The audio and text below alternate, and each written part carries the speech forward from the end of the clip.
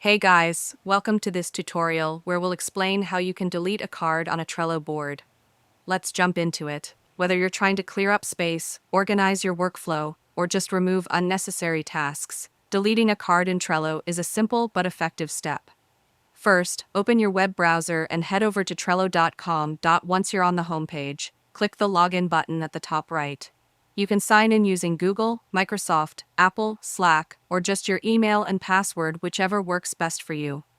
After logging in, navigate to the board where the card you want to delete is located. Once inside your board, find the specific card and click on it to open its details.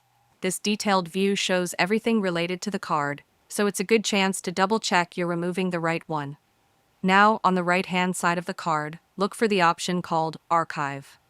Click on it. This step hides the card from your board, but keeps it saved just in case you want to bring it back later. After archiving, you'll notice a new option appears in the same sidebar: Delete. Click on Delete, and Trello will show you a confirmation pop-up.